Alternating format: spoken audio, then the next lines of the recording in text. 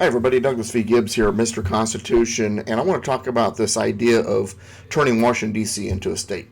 The Democrats seem to think that you can just turn it into a state with just a statute or a congressional legislation. Normally, in forming a state, it requires the permission of the legislatures from the states that are involved in forming that state and/or the Congress of the United States. However, Washington, D.C. is something different.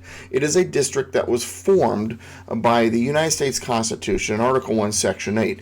So it is not just a regular old territory that can apply for statehood through the Congress and they get approved through Congress. It requires a constitutional amendment. You would have to change the Constitution from declaring that land from being a federal district to a state, and 3/4 of states would need to ratify that amendment in order for Washington, D.C. to become a state. It wasn't designed to be a state. It wasn't even designed to have a population.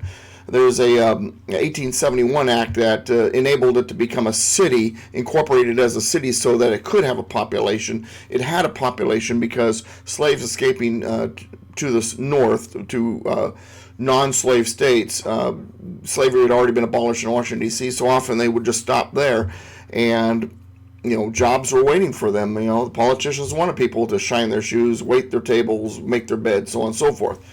But originally, the seat of government, Washington, D.C., was not supposed to have a population, and it was not to be a state. It was designed to be a federal district to serve as the seat of government, period. Once again, it cannot be done just by congressional legislation. It would require a complete change to the Constitution, an amendment.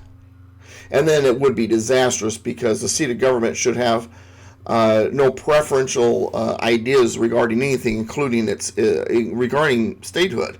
It could really create a mess. But nonetheless, once again, it cannot be done legislatively from a constitutional point of view. It has to be done by amendment.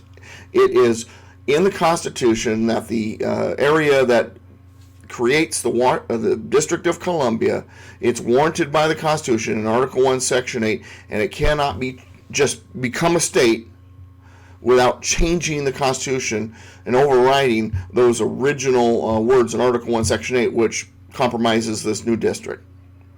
Thanks for watching. Read my books. You can go to douglasvgibbs.com, politicalpistachio.com. You can donate to what I do. Don't forget to subscribe if you're not a subscriber to this video page. And thanks for watching. We'll see you next time.